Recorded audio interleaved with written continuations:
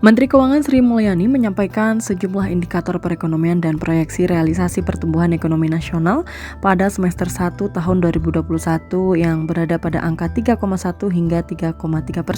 Ini disampaikan dalam keterangan pers secara virtual usai mengikuti sidang Kabinet Paripurna yang dipimpin oleh Presiden Joko Widodo pada Senin 5 Juli lalu.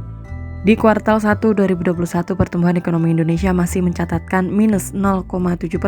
Sementara di kuartal 2, Sri Mulyani tetap optimistis pertumbuhan ekonomi bisa mencapai 7% sehingga membuat pertumbuhan positif selama 6 bulan pertama. Nah, langkah-langkah pengetatan ini tentu nanti akan memberikan dampak pada outlook perekonomian kita, terutama di kuartal ketiga dan kuartal keempat tahun ini, yaitu semester kedua. Untuk semester yang pertama, kita sudah melihat perekonomian menunjukkan pemulihan yang cukup baik.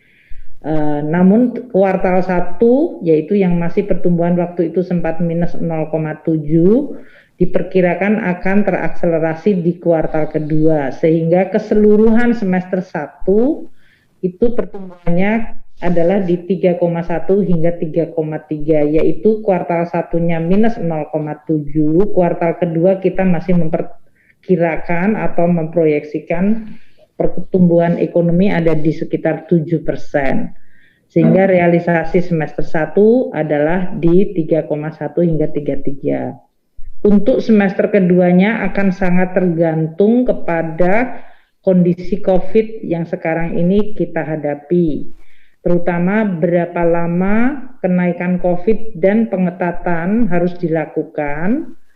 Kalau terjadi skenarionya itu akan cukup moderat, yaitu bulan Juli sudah bisa dikendalikan dan pada Agustus sudah mulai ada aktivitas yang normal, atau terjadi kemudian restriksinya dikurangi, maka ekonomi masih akan bisa tumbuh pada kondisi pertumbuhan yang di atas 4%.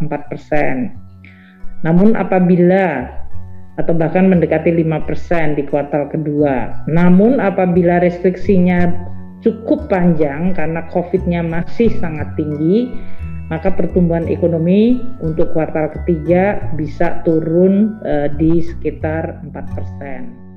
Sri Mulyani menambahkan proyeksi pertumbuhan ekonomi di semester 2 2021 akan sangat bergantung pada penanganan kasus COVID-19. Apalagi saat ini pemerintah menerapkan PPKM darurat untuk menekan kenaikan kasus COVID.